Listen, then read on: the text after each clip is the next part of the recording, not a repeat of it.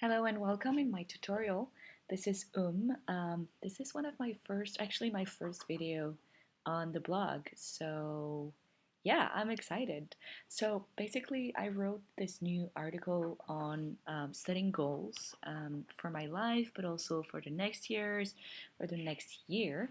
And I was about actually to create the spreadsheet that I talk about in the article, and I thought that I would share this process with you guys in a video.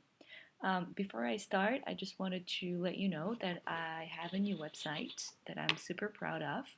Um, this is me in Bali.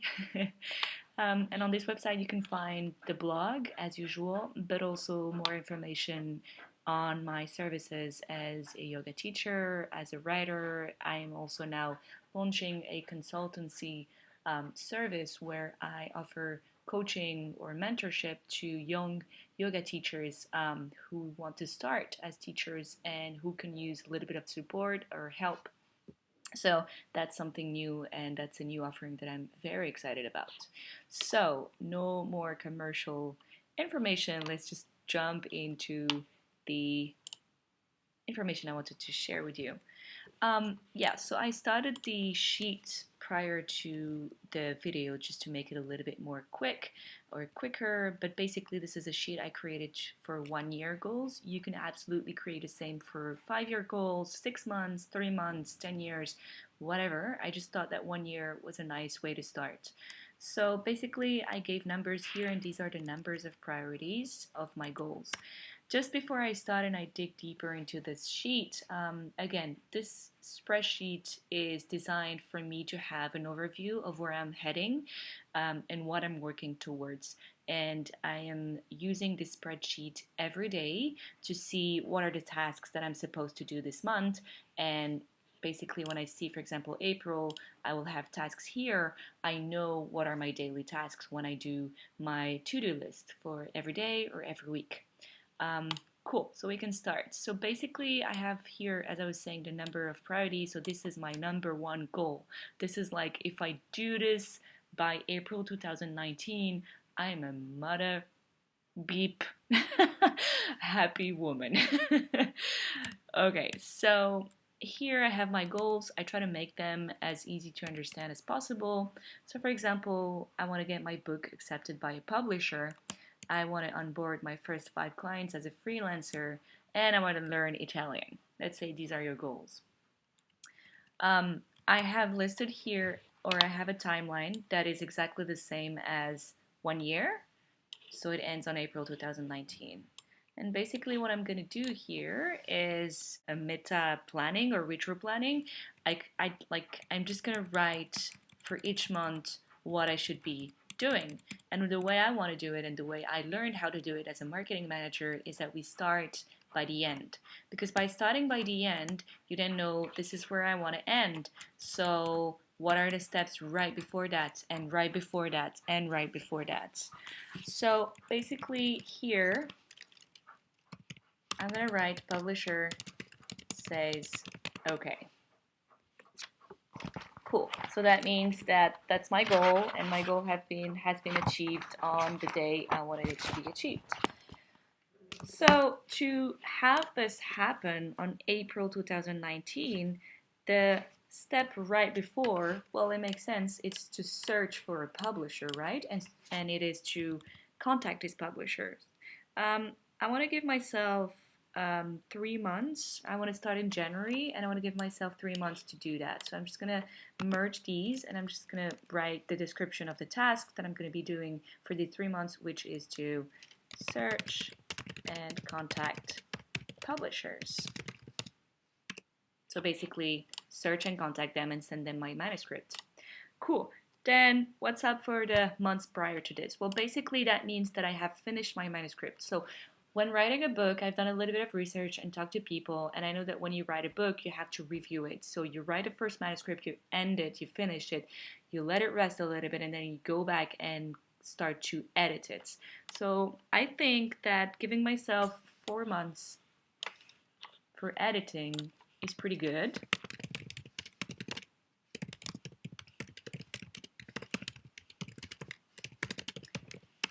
basically because I've done a little bit of thinking before and I've done a little bit of math, knowing like basically how many pages do I write per day, and I usually write between 2 and 5.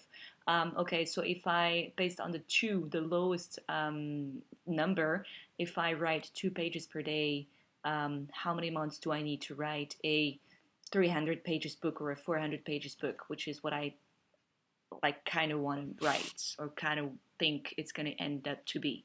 So with this calculation, I had in my mind that it would take me 3 months to write the book. And as I was saying, I talked to people, to writers and all that stuff, and I know that people usually take a month of rest after writing the book and before editing it. So this would be my rest, just to have fresher ideas when you start this step. And these are my 3 months, or actually I have 4 months. That's amazing. Of writing.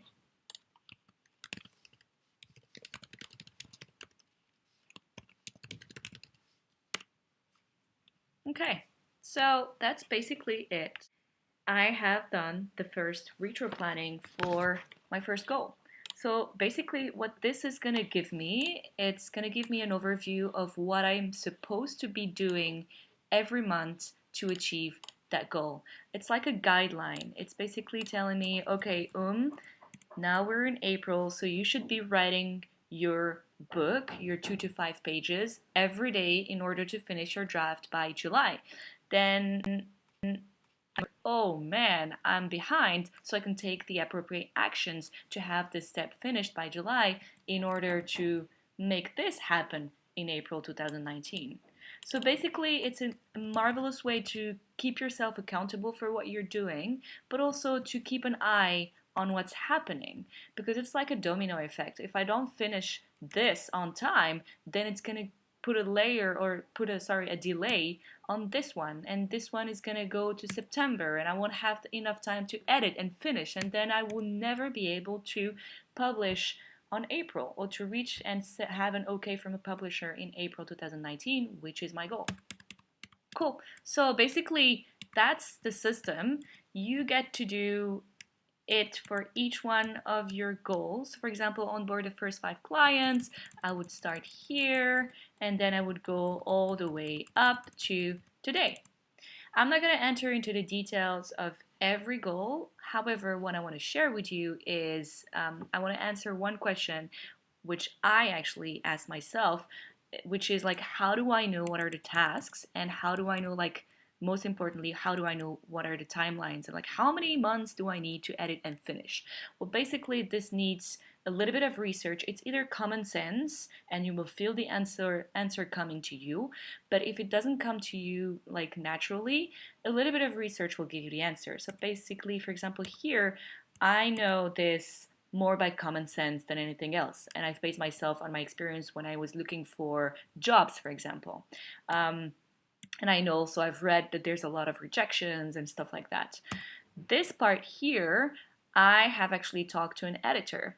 This part here, I have read this online. I know that people recommend that you make your book rest in a way for a few weeks. This part here is based on my own calculation, which are based on my experience. So to know like how many months you need, or how many weeks or how many days you need for a task, is just like a mix of common sense and a little bit of research. Yeah, so that's it for my first video. I hope this helps. Let me know if you have questions or comments, or tell me if you have a different way of doing it. Obviously, again, this is not set in stone. You can play with this. I'm going to be sharing this worksheet with you guys so that you have it already and you can just like build up on it, or maybe modify it and make it yours. Thank you for watching, and let me know if you like these kind of videos. I can maybe make more of this. Bye!